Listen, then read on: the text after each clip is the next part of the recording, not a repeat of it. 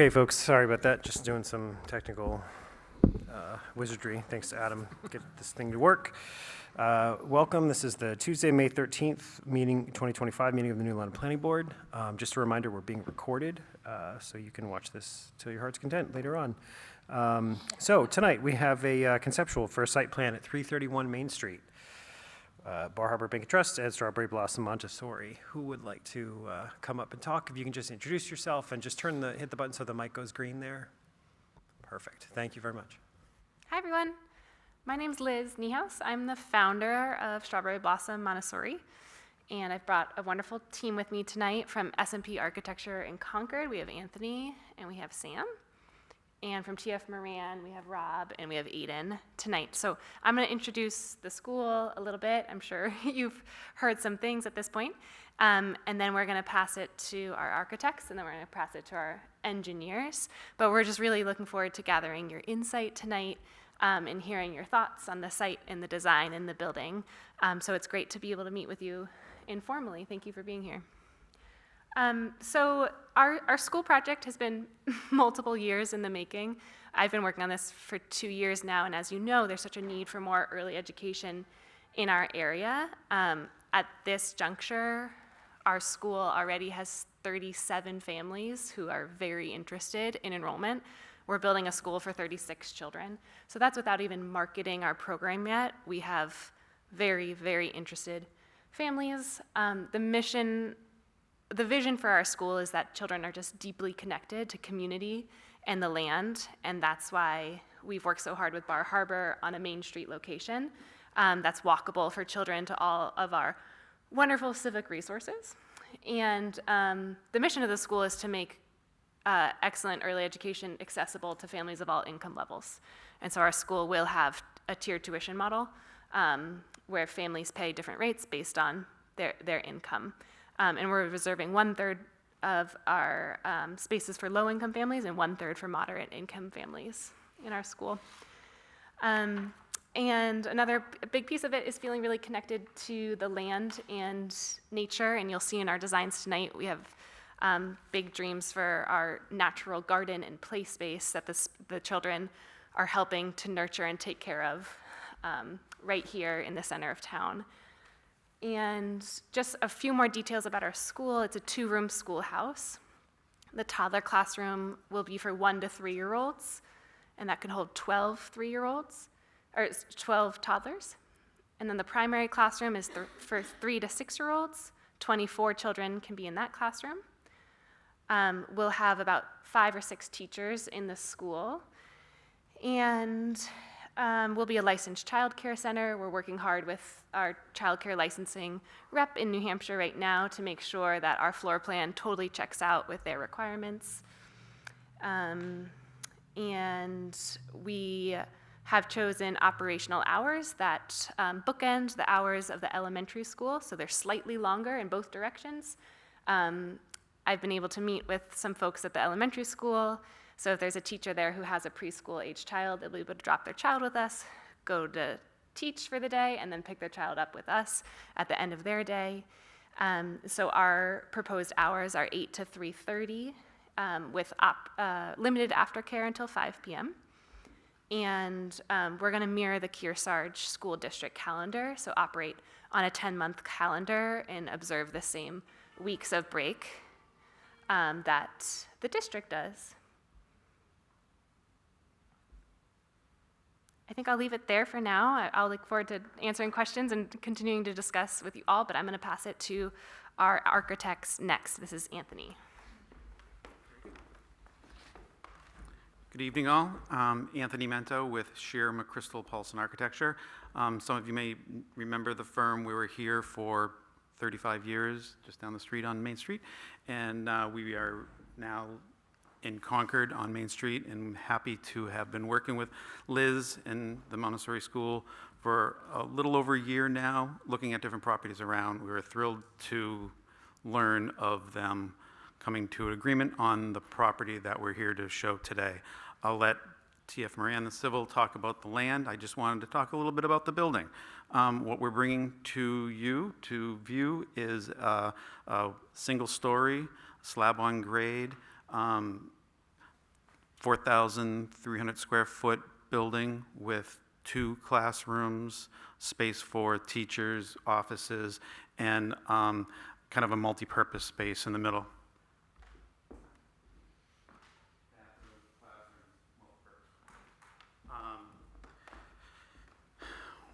Because of the main street, we chose to turn the main front face elevation, which is this, to Main Street. So it has a smaller form and proportion, and scale is reduced, very much like an old schoolhouse. Very traditional styling, clapboard, double-hung windows, a cupola with windows, traditional details that is very in keeping with the culture of New London. The rendering that we brought today is a work in progress. All of these the plan is about 90% complete. The elevations are still being tweaked. The colored image we wanted to bring forth today for you, and that is being adjusted as we speak, but it's significantly, the most main parts of it is going to be there again. The entry, kind of porte cochere portion will be modified. We're going to add like a farm porch, country porch to it. But the colors are similar to what we're hoping to get with windows of the style and nature. Happy to answer any questions that you may have. I'm not graphic very well, but I see the windows upstairs, and I don't know where they're facing. Yep. So this view right here is facing west towards the Pleasant Street. Okay. And the upper windows are a single shed dormer that will let light down into one of the classrooms, and that's the only upper area that we have. There's a second floor loft for use in the classroom, so that will be high volume space, and we wanted to add light into it. So I'm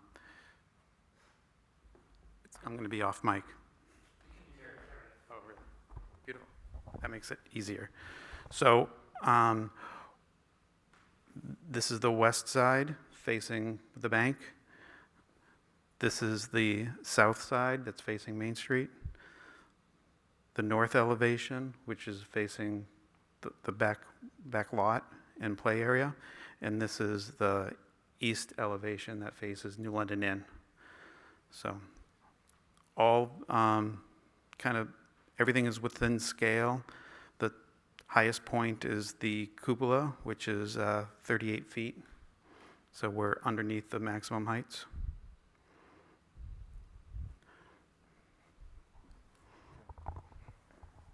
Yeah, how far back from Main Street will you be? So I'll let TF Moran speak to the location on the site and how the site plan has been orientated. What I can say is that we work to push the building further back off of Main Street, so it has a larger front lawn and a soft green space, whilst maintaining what is currently a parking lot into a smaller parking lot and a large play area, green space in the rear. Are there other questions for Anthony before we switch to the sighting guys? Okay, thank you. You're welcome. Thank you.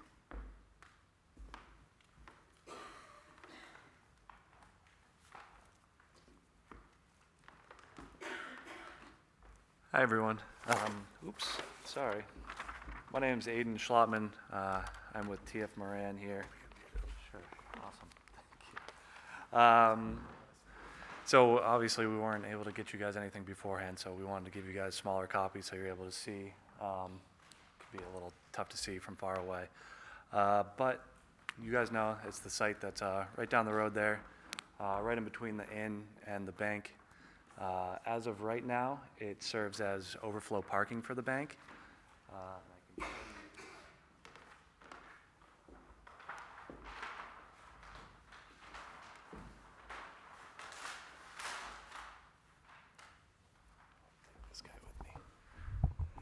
As you can see right now, it's overflow parking for the bank. There's an existing driveway from Main Street here that connects to the overflow parking, which is in the rear. And this parking lot also connects to the bank's rear lot here. And then there's an existing access all the way through to Gould Road. So the proposed project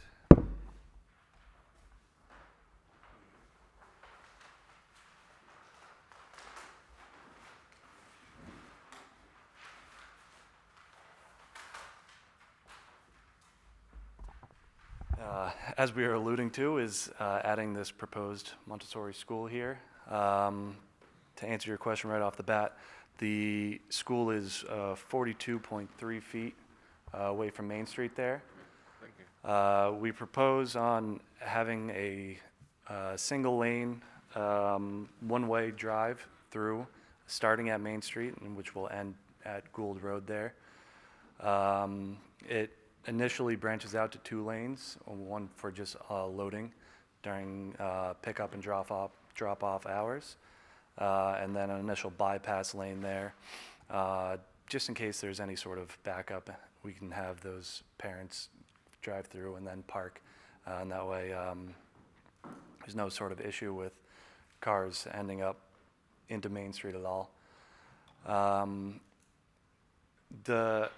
As the site is right now, which we'll get into later, there's a little front lawn area, but the main area is this back area here, which we'll go into later with the landscape design. That's going to be kind of the main play area there. In between, there should be a fence, and then we are proposing kind of a vegetative kind of landscape buffer in between all the lots, just to make sure that everything stays nice and separate. As of right now, the grade does go from the south here and then up to the north, which it gets lower as you go down. As of right now, we need to propose a small little retaining wall in between the bank lot and our lot. I think we were able to keep it just under 3 feet throughout the whole entire thing, but just to kind of maintain space. This whole entire area here, as you know, it is an existing parking lot. The design currently, we were able to reduce impervious areas by about 0.2 acres. So with that, we're doing our best to attenuate flows. As of right now, all the flows go to existing catch basins, either on the neighbor's lot or right into the road. We would be trying to reuse those to the best of our abilities, but ensure that everything's properly treated and all the flows are attenuated. We're not sending anything extra to your guys' system there. As the building sits now, we're within all side, front, rear setbacks, with no real exception, and we were able to keep a landscape buffer. Our only one point which we get close, which we like to ask you about, is right on the second lane here. This is the drive. We went 5 feet here from that side lot line. We know you guys like to keep a 10-foot buffer. We wanted to see how that would kind of play out, as it is kind of a paved parking almost area, which can reduce that setback a bit. We'll pick your brain about that after, I suppose. And then going into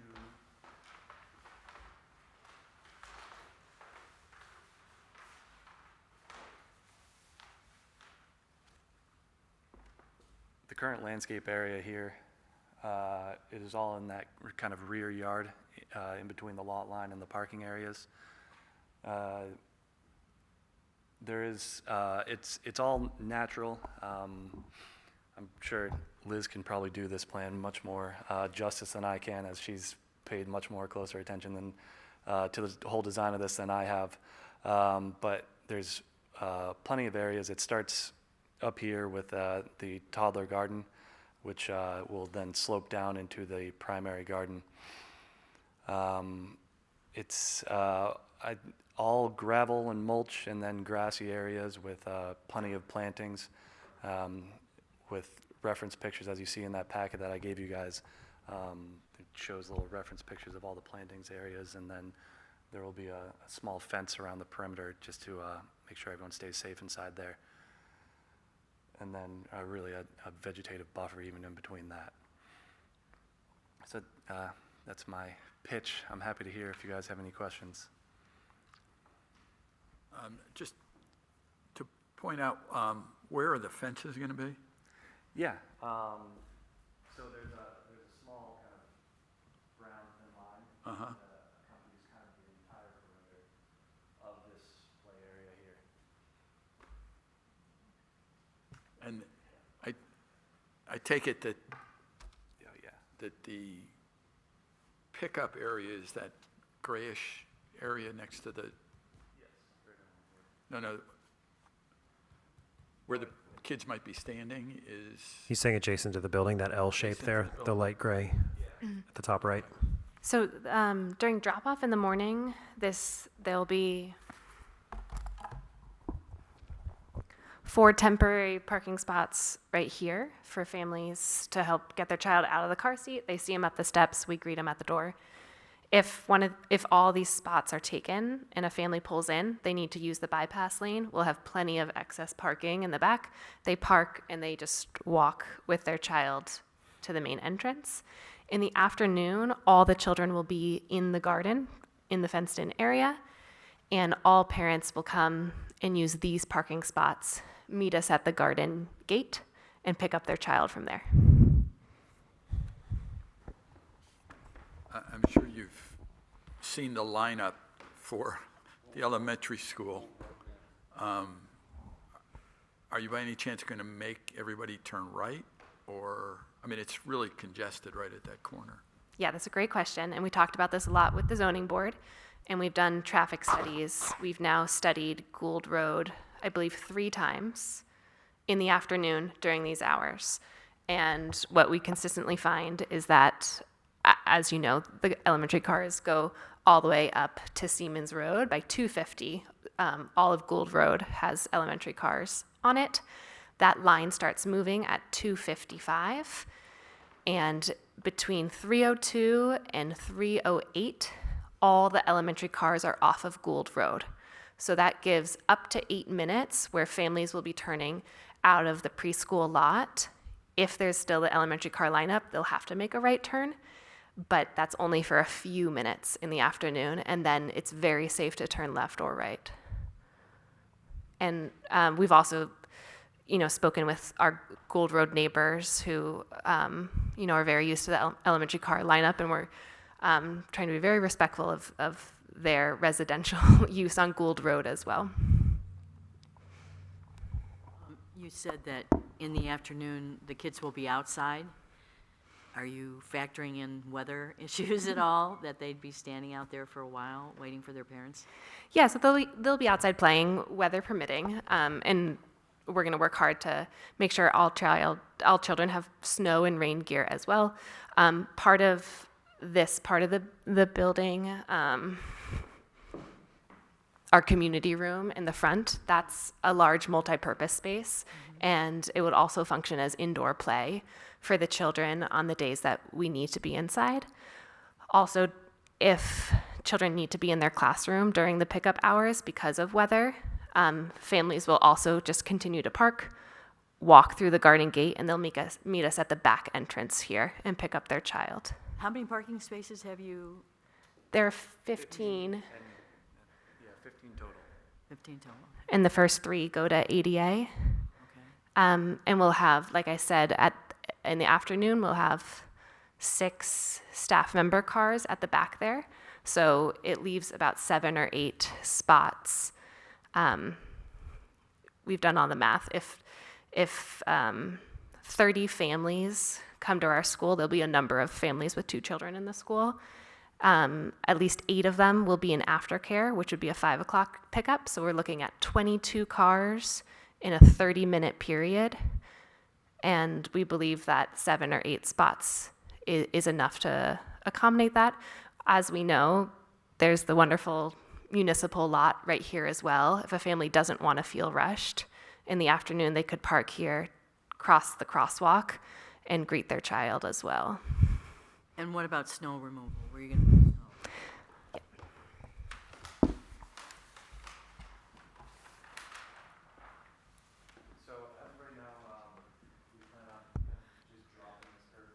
You just grab the mic, sorry. Aiden, thanks. As of right now, there's going to be a break in this curb here, and then all the snow is going to be pushed to that back lot.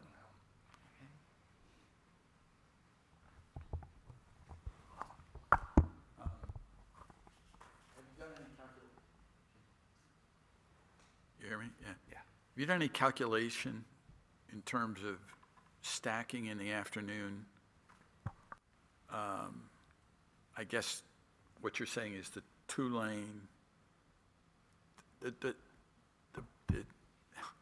from Main Street to the parking lot where you can't really stack, how many cars can you get in there? I'm worried about how many cars will be backed up on Main Street. There's 4 stacking spaces directly in front of the porch area. It would take another 5, 6, 7, another 3 cars before it gets back to the driveway. So there's 7 cars. The pickup drop-off, generally takes 30 seconds. So there's approximately 20 to 30 cars arriving for pickup or drop-off over the hour. They're somewhat sporadic, more spread out in the afternoon, so the afternoon is less of a problem. In the morning, they tend to arrive closer to 8:30, so you might get a bunch of 4 or 5 at a time, but within 30 seconds, those spaces will open up, and they can always pull ahead at the teacher's request if it seems to be stacking too far.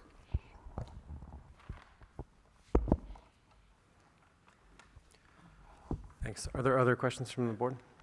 Yeah, Janet has another I'll one. defer to anybody else. Janet's got one, and then you can go. Go ahead, Janet.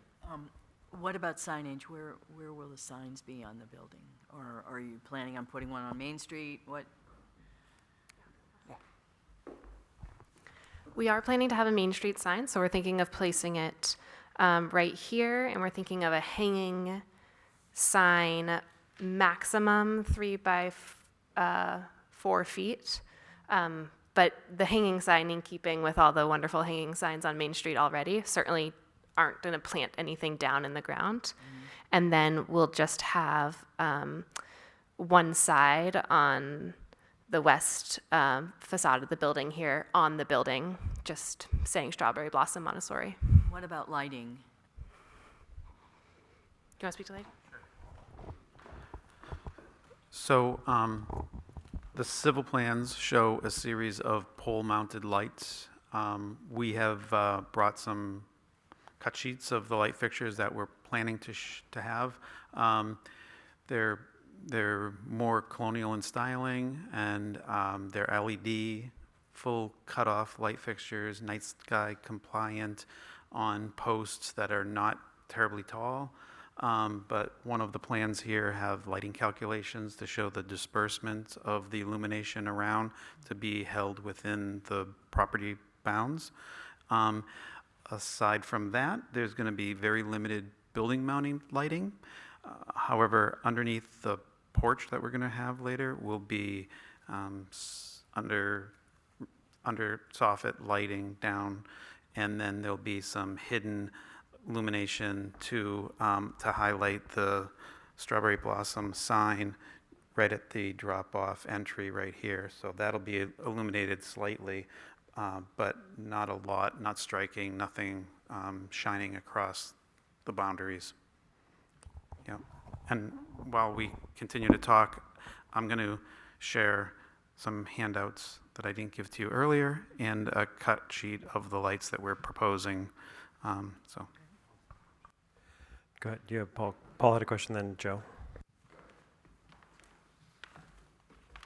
Well, my question is basically because my family and I were involved in a preschool for like 3 years, a long time ago. So are you going to have everybody there all day long, or do you have half days for people, or 2 days a week, or 3 days a week, or what is your profile of your student population going to be in terms of that? That's neat that you were involved in preschool. It's a 5-day-a-week program for all children. And so children in the toddler room, they all take a nap in the afternoon, and then in the primary room, the 3-year-olds still take an afternoon nap as well.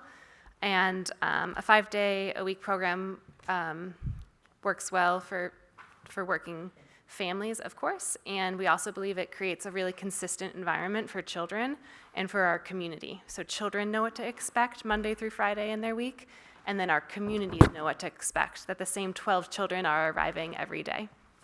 Okay, thank you. And then Paul, you had a question? Yeah. One of my pet peeves of downtown is I live off Pleasant Street, and that intersection at Main is difficult. And many people think it's because of the cutback, the parking in front of the bank, which is going to be just before everybody starts going to the right there, although if they're coming into you, they won't go there. In connection with this sale and everything, is anything going on with that, or? The property that the bank is on is not, I think there are some conversations the bank's having about their future plans, but they haven't had any publicly yet. Okay, and I know we dealt with this parking lot a few years ago, and there were various agreements. Are those all taken care of? So that was going to be my question, was I think the site plan shows the easement into the Chadwick's property, but then the rendering didn't show the easement? You're talking about this one, right, Paul? Yeah, I just remember this. I can speak to that. So, our survey group has prepared easement plans for Liz, and she's in the process of working that out with and it's agreed in principle, I understand. It just needs to be finalized and recorded, so those easements are being disposed of to the satisfaction of all parties. And what was your name? I'm sorry, I missed your name. Robert Duval from Robert. TF Moran. Great, thank you, Robert. That's helpful. Did you have another question, Paul? Okay. Anyone else on, yeah, Charlene? I'm curious how much of the parking area will be lit, and sort of an ironic question from us, how tall the light poles will be if they are dark sky compliant lights. Yeah, we are still kind of in the conceptual phase here. We're trying to fully tie down exactly the full height and everything. As of right now, we do show kind of conceptually small markers which kind of indicate potentially where these light fixtures can go. It's the circle and square. You'll see denoted kind of around the perimeter of the sidewalk there. The full height we haven't fully nailed down just yet, but everything will be illuminated, but staying on the property and just make sure everybody's safe. Aiden, if you had to guess, are you thinking like 12-ish feet? I mean, just roughly, like you're thinking in that range, I'm guessing, right? Like Yeah, a standard, I think we were right. Like 12 to 15. somewhere, yeah, okay, that's Yeah. all. Yeah. Yep, Sorry. And we were looking at different light fixtures, and the two that I left with you are currently on the table, are a little bit on the large side, 25-inch diameter, which we felt was a bit too big for the scale of the site, and so we've got a smaller one, similar in styling, that's 18-inch diameters, and we are trying to keep it down. And what you have is a landscape plan there that's pretty and colorful, very organic nature and curves. That the team, Liz, has a landscape architect who's assisting with that to work on the play area and the learning center outside. And we're hoping that we have small, low lit bollards to illuminate areas, so our pole lights aren't going to do as much, and we want to keep all that light down as much as possible. But like Aiden said, we're still working those things out now. yep, that's fair. But that's kind of in the range, I think, I'm guessing even of like a normal height, roughly. Yeah. Thank you for that, Anthony. Other questions from the board? I have one other question. Yeah, please. I'm not highly familiar with the Montessori curriculum and plan. Do you ever anticipate this might be a year-round program, 12 months a year, or will always be consistent only with the school district? We're definitely open to that. I feel that our teachers need time away during the summer, and so what I'm encouraging folks who pose that question is that if there is someone who is very interested in preschool summer camp, I would love to partner with that person. I just don't think it will fall under and think about them using the space in the summer. I don't think it will just fall under my hat as a school leader or our school programming in full. So one of the things I think is important is to maybe differentiate between early childhood education, which is what you have stressed tonight, and childcare. And this is definitely early childhood education, which I'm very enthused about, and we need much more of it. But it's not childcare in terms of a full-time working parent who needs care 12 months a year.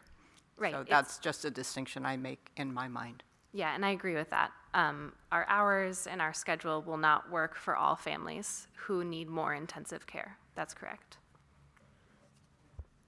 Yep, thanks for that. Any other, yeah, go What ahead. is the opening hour? I must have missed that. 8 to 3:30, right? Yeah, drop-off is from 8 to 8:30 a.m., pick-up from 3 to 3:30 p.m. So I think they were looking for some feedback on the side landscape buffer for the 10 feet adjacent to the driveway there.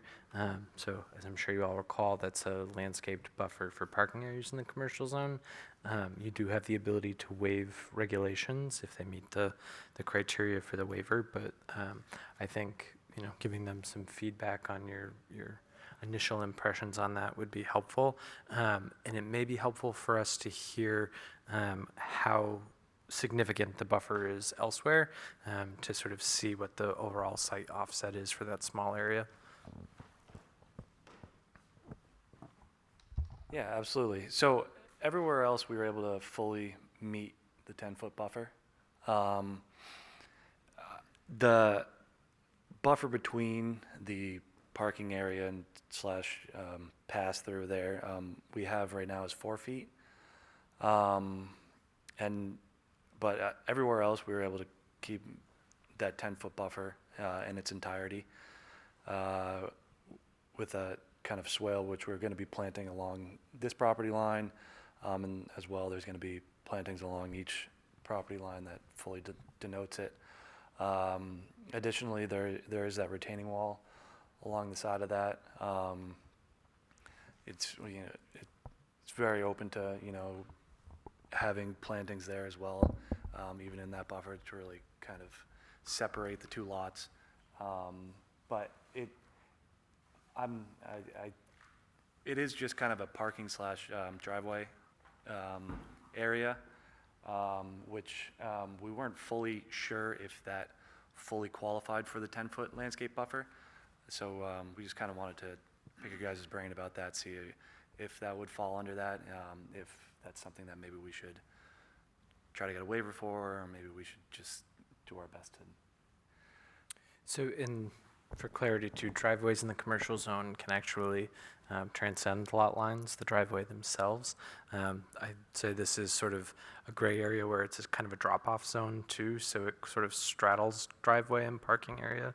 I'm not sure that it's going to clearly fall in one bucket or the other, but it is a good example to see, across the street, Evans' parking area and driveway goes right into the Soliotis property without any definition between the parking lots, and Tucker's and other places that happens as well. So it certainly would not be the only property on Main Street to come close to a lot line, and in this case, you would actually not be crossing the lot line.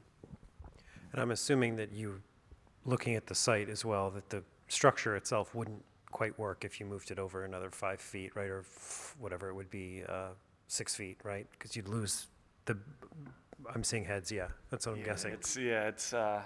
We're it's rather tight as we're working with right now, so it's, Just as a rationale for why it's like that, yeah, that makes Yeah. sense. There's a significant topography relief to the Right, south side, yeah, that As makes well. sense. east side. Do you have Current any? condition, I'm sorry. Go ahead, Paul. The current conditions with the bank, is the bank built right to the lot line? So the parking area, as of No, right. no, the bank, the building. Oh, the building, it seems fairly close. It doesn't seem like it's right on the lot line. It seems like they have a couple feet. I'm not entirely sure the side against Pleasant Street. Side against Pleasant Street looks like it might be a little close, but I'm not. It's pretty close on the Pleasant Street side. It looks like 0 lot line setback on the Pleasant Yeah, Street side. That's correct. It's just a narrow sidewalk there next to Right. the parking. There's room for the parking in maybe half the driveway Right. to the north and maybe 5, 6 feet, 8 feet on the east side. And further back now, where the other side is parking lot and a couple of buildings. I'm sorry, was that a question? I said, we were talking about the building. Now I'm saying, when we go back further, where you have the 10 feet, Oh, back in Buffer, here. yeah. Yeah. is it contemplated that that parking lot will be right up to your buffer? The drive aisle is on the No, left, the other use, the use on the other site. on over here, No, the other site, the other site. the bank site. Okay. So the question is, how close is What this? abuts your landscape buffer further to the north? The other side of the buffer. The question, So on the Is- other property, what's abutting that buffer? okay, how much green space do they have on their side? Correct. Okay. I don't That's, think there's any now. that's your question, my right? It's question. pavement, right? There isn't it. Yeah, this has a gravel lot, a large gravel lot. This is almost all paved except for a little area around the catch basin. And that gravel continues around to here. So it's almost all gravel on their side. Yeah. And almost all pavement on this lot. I mean, the reason I bring it up, just to state, I mean, it looks like we're creating a very small green space because of the regulations, but it really isn't very aesthetic. Well, it's going to be aesthetic on their side, right? And just on the other side. Sort of. I mean- Right. Yeah. The only thing that concerns me, well, there are a number of things that concern me, but the major thing that concerns me is we don't know what the bank is proposing. So are we limiting what they might do with their building? Or I've heard that they're going to tear it down, in which case it would probably give more green space. But do you have any idea what the future holds for the building right next door? Yeah, and I'm also comfortable sharing because they came to our zoning board meeting and submitted a letter where they stated that they do have plans to tear down the old building and build a building a third of the size on that lot with all their parking contained behind it. So that will naturally incorporate a lot more green space on their lot. Yeah. And I can also add that we're working with the bank on their site plan, so we're having excellent coordination between the two projects. I just had a quick question for Anthony about or maybe, I don't know if it's for you, maybe not, but for where you mentioned at the beginning, pulling the building toward the street. Away. While still having so keeping it toward the street, but having a little bit of a buffer there. Can you just talk about the thinking there? I know that there are setback rules and all that, but the reason I'm asking is because prior to a few years ago, there was an old colonial style building next to the inn that was pretty close to the street. So it was a Charter Trust building, and it kind of kept that curtain, that sort of street wall a little bit there with the inn. And so I'm curious, with the plantings, do you kind of expect that visually will maybe still be intact? I do. We have, on one of the plans, I don't think they're here today, where the footprint of the previous building was, and we wanted to remain in the vicinity, but allow the new building to step back a little bit by like 6 or 7 feet further, just to get more of a green space here, so it wasn't a lot of parking or pavement. We really wanted to have a softer front lawn, but we were mindful of the need for a large play area and planting here whilst achieving the existing tree buffer between the New London Inn. So, and to one of your points earlier about the space and how the building was sited, we went right directly to the property line here to maintain all of the space necessary for the drop-off and drive around.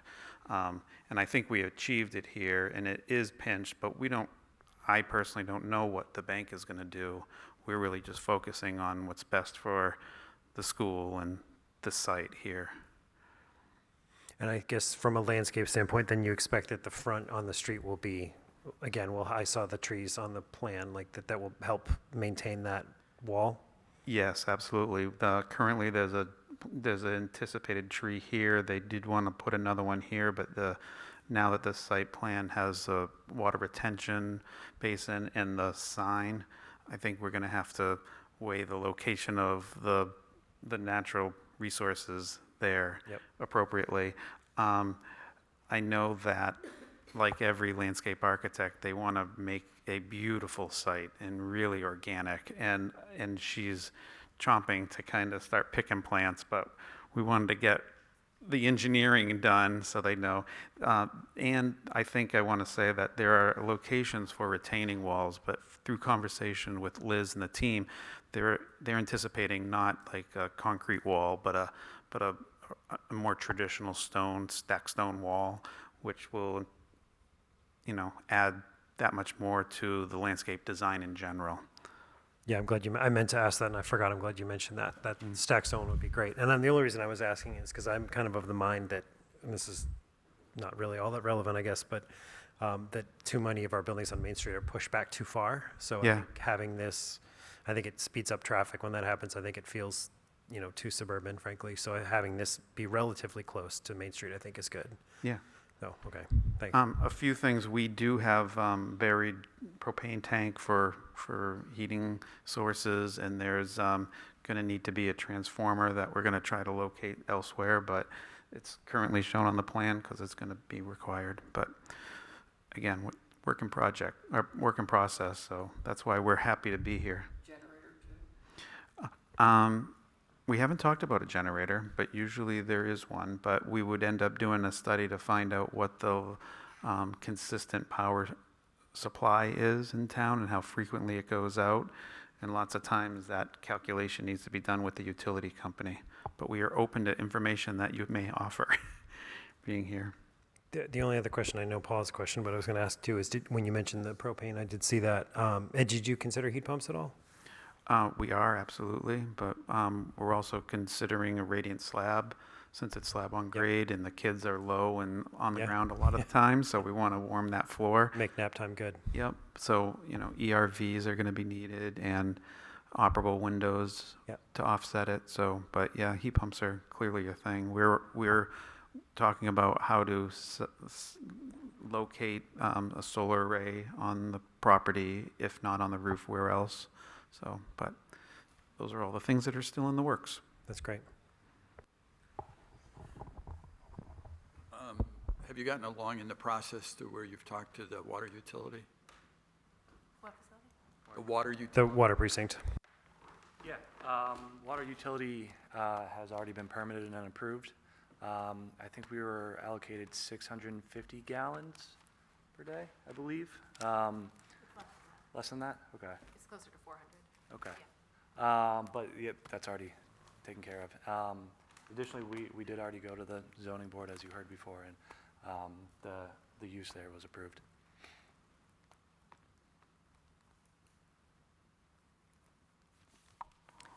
What's your timeline for this project? We're hoping to make that next submittal deadline on the 20th. And then if all goes well, make that next deadline after that hearing for the final site plan submission. And then, if I could, we're anticipating, if we're successful in getting all the approvals, we're going to have the architectural and engineering drawings done, and we have a construction manager on board already who's been assisting with estimating, and they would hopefully start construction this fall.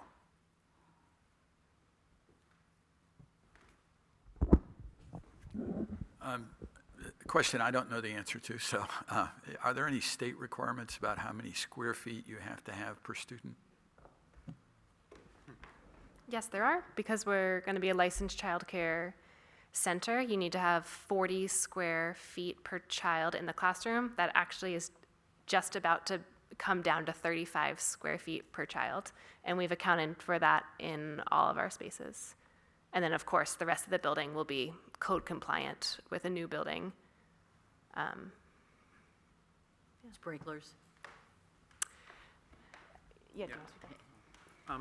So we've spoken with the fire department, but because of the size of the building, the occupancy of the building, the use of the building, it does not require to have a fire protection system. It will have a fire alarm on it, smoke detectors and all, and security systems and cameras, but it does not require fire suppression system, which, you know, as an architect who's designing for life safety all the time, that's hard, but it does not require it, and so we are not considering it for this project. And the fire department's supportive of what we're doing and the methods that it'll be fully, it meets NFPA, it has all the egress capacity, and the ability to drive in and through and out the back to Gould Road is preferred. That's what I was going to say. Okay. I guess one other question. I don't know who would look at it, but it's a little bit dicey making a left turn on Main Street into your parking lot there. Has anybody raised that and approved it, or? It's in and out, one way. No. You mean turning into the school lot, drive from Main Street? Right. Right. So we've studied that as well 3 times. And all of our studies come out to, cars are going in the east direction towards Colby Sawyer. In the afternoon, between every 8 seconds and every 15, on one day it was every 15 seconds, a car was going in that direction. The day with the most volume, it was every 8 seconds. And then very similar numbers, actually fewer numbers, going west towards Spring Ledge. So we believe that's plenty of time to make a left-hand turn. And as we study it, there are so many gaps in the traffic. We also feel better that because turning left into the school is next to the municipal lot, and there are a few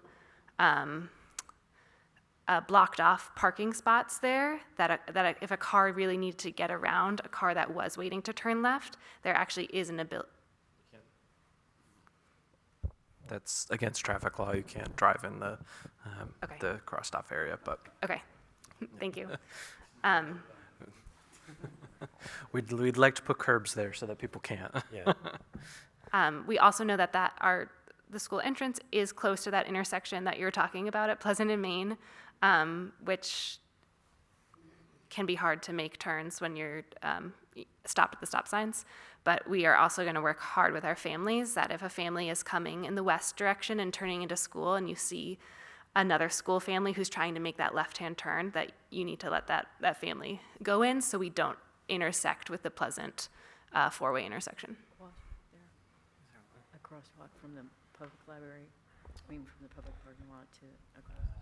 There There is, right at to the bank. Okay. Yeah, we had a question about whether there was a crosswalk. We're just looking on the map. Yeah, and we've been able to meet with the pedestrian and bicycle committee about that, and we understand that there's sidewalks are going to be refurbished in town in that project, and so we're just wondering, what we can do during our project as well to make that crosswalk as safe for everyone in all types of weathers. And, well, people of all abilities, small people and older folks and all that. So we're working with that committee to think through that as well. And has Chris Turgeon at District 2 provided a full review for the entrance, or? We've submitted our traffic memo to district, but Okay. we haven't heard back yet. Okay. And I would say I was prepared to speak to traffic tonight, but Liz did such a fine job that I don't think they really have anything to add. That's good. Team effort. Are there other questions from the board? Don't think we have anybody here from the public. I can't see behind the easels, but I don't think we're good there. Yep. So I think you wanted clarity, of course, on the buffer as one thing. Did you want to talk about that at all, Adam, or did just anyone else on the board? I guess you gave your guidance, so yeah. I don't know. What do folks on the board feel about that? It doesn't strike me as a big problem, but I'm curious if others think so. I don't have a concern about it. I think aesthetically it sounds pleasing the way it's being designed. Yeah, you mean on the stacked stones and that sort of stuff? Yeah, that would be nice. Any other thoughts from the board in terms of, so would they, Adam, help me out with this, would that be, they would ask for a waiver on that specifically? Correct. Yeah, okay. Yep. I don't see any objections from folks that would be an issue. So I think that our sense says, sort of informally here, our sense is that shouldn't be an issue to ask for that. I think it seems, that's why I asked that question about the siting of the building, and of course, like, you can only condense it so much to where it's not workable, so that seems pretty reasonable. And as somebody pointed out too, that part being kind of part driveway makes it less of an issue too, because it's not a use right there, really, other than that. Was the previous building right up to the lot line? There was the driveway on the left, the driveway that's there was there, and it was pretty Oh, it close. was there? Yeah. Yeah, because that's where you went into park. It was pretty close, I would say. It was. 10 feet off the sidewalk, maybe? Predated the zoning laws by a couple hundred years. It did. Yeah, you can see. Other questions from the board? Do you all have any questions for us? I'm just wondering, so we're going to work hard to get our full application submitted to you by next Tuesday. Is there anything that we presented tonight that you would like to see in more detail beyond what's in the regulations for the application? I'm guessing you'll do the porch update, the farmer's porch there. Yes. Yeah, so that's great. And then we've got the lighting plan. Adam, is there anything else you want to see? Once you have all of the drainage work, I mean, I think this area of town always struggles with a lot of impervious area and a lot of runoff issues, especially sort of finding its way to the Gould Road and Pleasant Street intersection. So to the extent that we can handle some of the stormwater, that would be a significant improvement. And if you do decide to use solar, I think I'd rather see it on the building than sticking up in the middle of the yard. Not that, I'm in favor of it, but they're just not the most attractive Me too. things. Yep. And the other thing I keep in mind when you're doing any of the engineering work, that when we replace sidewalks, that section probably is not going to be replaced right away because it's in pretty good shape. So we're going to go to the other side of the street and go down from Pleasant down to Spring Ledge Farm. That area is really awful, so just keep that in mind. Okay. Adam, they should have their signage included, right? Correct. And it's on the building and that rendering, and I think they pointed to it on this site plan, so I think they've got it.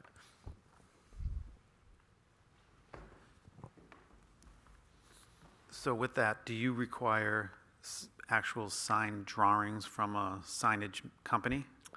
Or just our proposed size of the monument sign and on the building. Size and location for the site plan, and then for your actual sign permit, when you're actually ready to Yep. put the sign up, then we'll take the mock-ups. Okay, at that point in time, we'll have a third party participating Yep. and be more specific about it. We will make certain we have the area that's allowable on the deed submittal. Thank you. Perfect.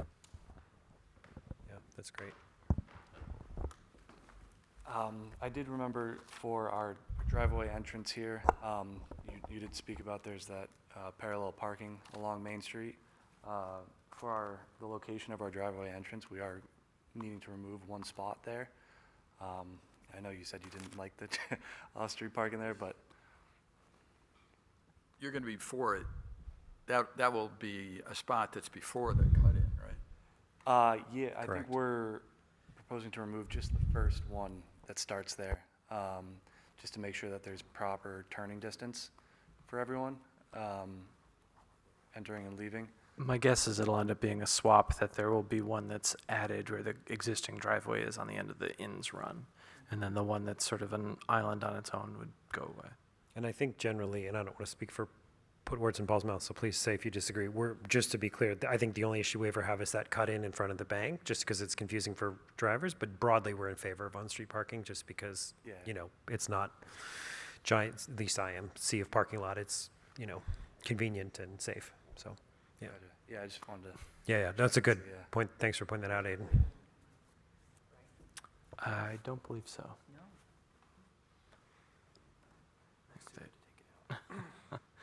Any other questions? Anything else, Adam, that we should talk about? I don't think so. Okay. Well, very much appreciate you all making the trip here and taking the time to explain all this for us. Be nice to see the project get filled in on Main Street. Thank you very much. Thank you.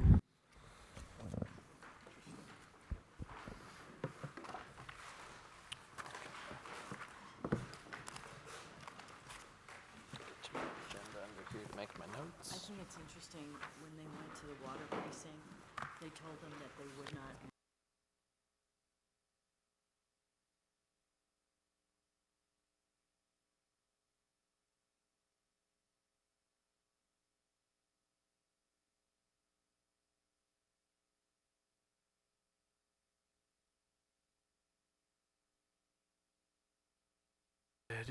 Summer schedule? Okay.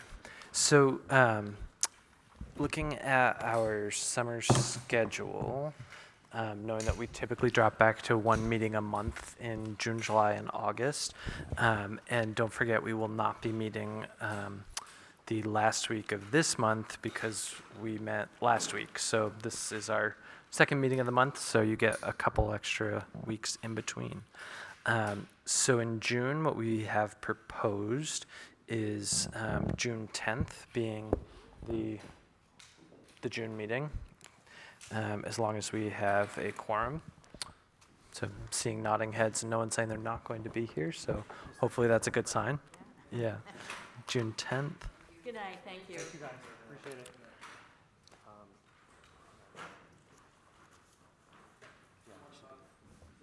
And then in July, I am going to be away the week of the 7th, so I'd propose we use our second meeting, which is the 22nd.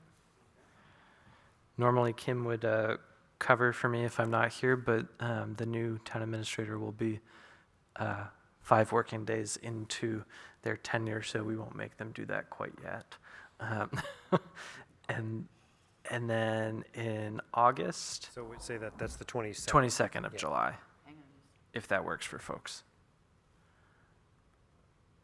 so June 10th, and I'm sorry, when was the other one? July 22nd.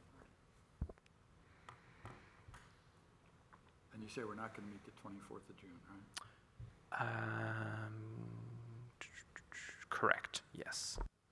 No meeting that night. And then in August, the 12th, if that works for folks. And then we would resume our normal 2nd and 4th after Labor Day. Well, that summer went really quickly. Thanks, Adam. August 12th.